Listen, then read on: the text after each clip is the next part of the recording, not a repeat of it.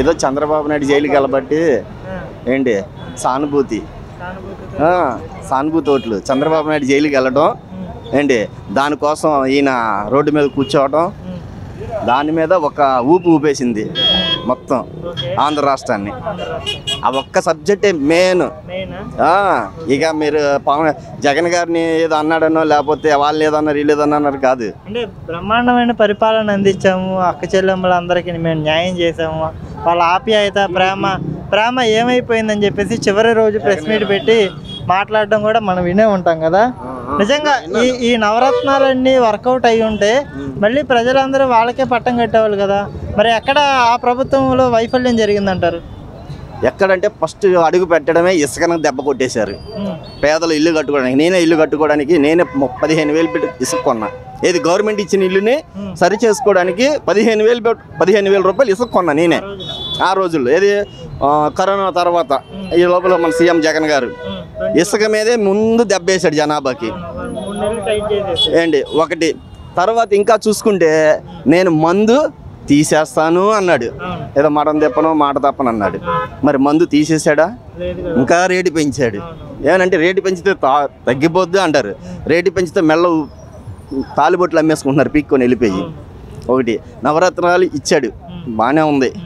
ఇచ్చిన దాంట్లో బాబు గారు ఏమో ఫస్ట్ 200 1000 రూపాయలు చేశారు అండ్ తర్వాత ఏమో ఈయన వచ్చేమో అదే 1000 రూపాయలు 2000 చేశాడు ఎలక్షన్ ముందు అండ్ చివరి మూమెంట్లో 2000 ఇచ్చేసాడు కూడా. చివరి మూమెంట్లో చంద్రబాబు నాయుడు గారు 2000 ఇచ్చేశారు.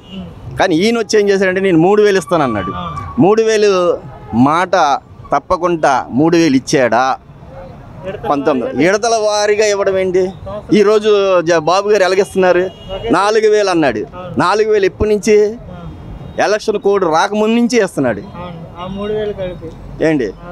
అసలు నవరత్నాలు అంటే ఇలా ఉండాలి, అంతేగాని ప్రజలు దోసుకున్నట్టు ఉండకూడదు. రెండోది మనం ఏది చూసుకున్నా సరే రాజధాని ఇక్కడే ఉంటుందని చెప్పాడు ఎలక్షన్ ముందు. ఓట్లు వేయక మునుపు ఆయన నామినేషన్ వేయక మునుపు రాజధాని ఇక్కడే ఉంటుంది, చంద్రబాబు నాయుడుకి మేము సపోర్ట్ చేస్తున్నాం, మా పార్టీ తరఫున కూడా మేము రాజధాని ఇక్కడే ఉంచుతామన్నాడు. అమరావతిలో నేను మార్చను అన్నాడు. మరి రాజధాని రాయలసీమ అంటాడు, లేదంటే వైజాగ్ అంటాడు. వైజాగ్ అయితే ఏంటి ఇప్పుడు చేస్తూ అంతకుముందు సంపాదించుకున్న డబ్బు కన్నా ఎక్కువ సంపాదించుకోవచ్చు వైజాగ్లో. వైసీపీ ప్రధానంగా ఓటమి పాలవడానికి, ఎంత ఘోరమైన ఓటమి చవి చూడడానికి ప్రధాన కారణమే ఇసుక ఒకటి. ప్రధాన కారణం 3 ఉన్నాయి.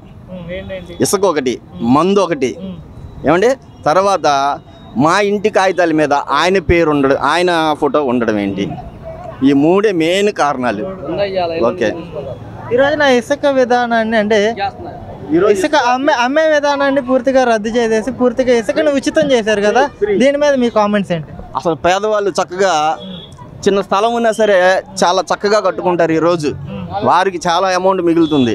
రెండోది ఫ్లాట్ కూడా ఇప్పుడు నేను ఎక్కడైనా ఒక 110 గజాలు కొన్నాను అనుకోండి ఏమండి, బ్యాంకుకి వెళ్ళి నేను లోన్ తెచ్చుకోవడానికి ఈరోజు అధికారం ఉంది నాకు. రెండోది ఆ లోన్లో నాకేమవుతుందంటే గవర్నమెంట్ ఇచ్చిన లోను నాకు ₹1,00,000 అయితే అదే అండి 2 లక్షలకి నేను లోన్ తెచ్చుకుంటే సబ్సిడీ ఉంది. అప్పుడు లేదు సబ్సిడీ ఆయన ఉన్నప్పుడు, ఇప్పుడు సబ్సిడీ కూడా వస్తుంది. రెండోది ఏంటంటే నేను ఇల్లు కట్టుకోవడానికి చాలా సులువుగా ఉన్నట్టు ఉంటుంది నాకు ఇసుక ఫ్రీ అయినప్పటికీ. సిమెంట్ కట్టల రేట్ ఏం పెంచట్లేదు ఈయన. ఆయన వచ్చి సిమెంట్ కట్టల రేటు పెంచాడు, ఇసుక రేటు పెంచాడు. ఈయన వచ్చి సిమెంట్ కట్టల రేటు పెంచలేదు, ఇసుక రేటు సాంతం తీసేసాడు. ఫ్రీ ఇసుక ఏం లేదు, ఇది ఒక లారీ ఖర్చు, ట్రాన్స్పోర్ట్ ఒకటే ఏమండి, ఇంత చక్కగా ఉంది. ఇంకా మనకి అసలు ఈయన కోసం చెప్పుకోవాలంటేనండి అసలు నిజంగానే ఫస్ట్ చాలా తప్పు చేసాం. అంటే నేనేం ఓటేయలేదులేండి వైసీపీకి ఓటేసిందల్లా నవరత్నాల కోసం వేసేసిన వాళ్ళు చాలామంది ఉన్నారు ఏమండి. ఇప్పుడు మట్టికి చాలామంది తెలుసుకున్నారు ముందు ఓటేసే ముందు, తెలుసుకొని దేశాల నుంచి రాష్ట్రాల నుంచి వచ్చి ఓట్లు వేశారు టీడీపీకి. అంటే ఇప్పుడు తెలుగుదేశం ప్రభుత్వం మేనిఫెస్టోలో, కూటమి మేనిఫెస్టోలో ఉచితంగా బస్సు సౌకర్యం మహిళలకు కల్పించబోతున్నామని చెప్పేసి హామీ అయితే ఇవ్వడం జరిగింది కదా. ఒకవేళ ఆ హామీ అమలు అవుతే మీ పరిస్థితి ఏంటి? అంటే అమలు అవుతే కొన్ని సర్వీస్ ఆటోలు ప్రాబ్లం అండి, కిరాయి ఆటోలకి ఇబ్బంది ఉండదు. ఎందుకంటే కిరాయి ఆటో ఒకటి బస్సు ఫ్రీ ఉన్నా లేకపోయినా బస్సు కిరాయి ఎక్కేవాళ్ళు బస్సులు ఎక్కరు ఏమండి. కానీ ఇప్పుడు బస్సు ఫ్రీ అంటే కిరాయి ఆటోలకే ఉండదు, అప్పి ఆటోలు ఉన్నాయి కదా పెద్ద సర్వీస్ చేస్తారు, ₹20 30 వాళ్ళకి చాలా ఇబ్బంది. వాళ్ళకి ఇబ్బంది చాలా. ఈ నెల రోజుల్లో పరిపాలన ఎలా ఉందంటే భయంకరమైన దాడులకు కూటమి పాల్పడుతుంది, ప్రజల్ని ఇబ్బంది పెడుతుంది. ముఖ్యంగా వైఎస్ఆర్సీపీ నాయకుల్ని కార్యకర్తలని టార్గెట్ చేసి వాళ్ళ ఇళ్ల మీద వెళ్ళి ధ్వంసం చేస్తుంది అన్నట్టుగా కూడా పెద్ద ఎత్తున వైసీపీ సోషల్ మీడియా ప్రచారం చేసుకుంటుంది కదా. నిజంగా ఆ భయానక పరిస్థితులు విజయవాడలో ఉన్నాయంటే మీరేం చెప్తారు? ఏమండి ఒక విషయం నేను చెప్తానండి. ఈ కుర్రాడు ఉన్నాడు ఏంటి, ఒకప్పుడు నేను సీఎంగా ఉన్నప్పుడు ఈ కుర్రాడిని అడాబిడి చేశా ఏంటి. ఇప్పుడు ఈ కుర్రాడు నేను అడాబిడి చేస్తానేమో ఈ కుర్రాడితోనే ఇంకో కుర్రాడు నలుగురు కుర్రాలు పెట్టి చేయొచ్చుగా. నా ఇంటి మీదకి ఆయన ఇంటి మీదకి ఆయన రప్పించుకోవచ్చుగా. ఇది టీడీపీ బొమ్మ పెట్టవచ్చు, టీడీపీ టవల్ వేసే. అంతకుముందు వేయలేదా వాళ్ళు? టీడీపీ టవల్ వేసుకునే టీడీపీ వాళ్ళ మీదకి వెళ్ళారు గొడవలకి. ఏమండి ఇది అసలు నమ్మకూడదండి. మా ఇళ్ళ మీదకి వస్తున్నారు, దాడి చేస్తున్నారు, ఇవన్నీ రాంగ్. ఎందుకంటే వాళ్ళు కావాలని వాళ్ళు చేసుకొని టీడీపీ మీద తోసేస్తారు. టీడీపీ చాలా నెమ్మదంగా చేసే పని ఏదైనా సరే, ఎందుకంటే అనుభవం కలిగినది. ఇప్పుడుది కాదు కదండి, గత 30 సంవత్సరాల నుంచి ఏమంటే టీడీపీకి అనుభవం కలిగినది. ఇది యవన వయసులో ఉండి చేసే రాజకీయం కాదు.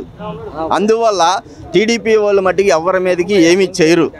అల్లాచల్లగా చేసిన చంద్రబాబు నాయుడు గారు ఒక్కటే అంటాడు, ఏమంటారంటే ఎవరైతే నీ ఇంటి మీదకి వచ్చి అల్లరి చేశారో ముందు ఆయన అరెస్ట్ చేయండి, తర్వాత నేను చూసుకుంటా. దాని అంత లోతేంటో అసలు ఎవడొచ్చాడు నీ ఇంటి మీదకి? ఏ టీడీపీ వాడు వచ్చాడా, వైసీపీ వాడు వచ్చాడా? లోపలేసి లోపల ఇరక్కొడతాడు. అంటే ఇప్పుడు వాహన మిత్ర ద్వారా 15,000 రూపాయలు ఆ రోజున జగన్ గారి గవర్నమెంట్లో చాలా మందికి 10,000 రూపాయలు అందడం జరిగింది కదా. ఇప్పుడు గవర్నమెంట్ అంటే చంద్రబాబు గారు ఉన్నప్పుడేమో రోడ్ ట్యాక్స్ ఎత్తేసారు ఆటోలకి. ఇప్పుడేమో జగన్మోహన్ రెడ్డి వచ్చినాక ఇన్సూరెన్స్ కింద కొంత అమౌంట్ అయితే మీకు ఇవ్వడం జరిగింది కదా. ఇప్పుడు రైట్ నో ఆటో డ్రైవర్లు ఏం కోరుకుంటున్నారు అంటే ఇప్పుడు ఒకటండి, ఒక్క నిమిషం. ఇప్పుడు వాహన మిత్ర అనేది ఆటో వాళ్ళకి తీసేశారు. చాలామంది ఆటో వాళ్ళు బాధపడరు. నేనే ఉన్నాను. ఇంతకుముందు ఆటో బ్రేక్ చేయించాలంటే 10 సంవత్సరాలు చేయించలేదండి. డబ్బులు లేక ఇన్సూరెన్స్ కట్టాలంటే 6-7 వేలు అవ్వాలి, కట్టాలి. నేనే చేయించుకోలేదు, 10 సంవత్సరాలు చేయించుకోలేదు. కొత్త బండి షోరూమ్ తీసుకొచ్చి అలా 10 సంవత్సరాలు తిరిగా. ఏమండి దాని మీద మరి కొన్ని కేసులు కట్టాను. కానీ జగన్మోహన్ రెడ్డి గారు 10,000 ఇచ్చారు కదా ఆటోకి. ఆ 5 సంవత్సరాల మట్టికి నేను రిజిస్ట్రేషన్ ప్రతి సంవత్సరం చేయించాను. మరి ఈరోజు నిన్న వెళ్తే నేను రిజిస్ట్రేషన్ కోసం నా ఒక ఆటో మీద 5,000 రూపాయలు ఫోటో కేసులు ఉన్నాయి.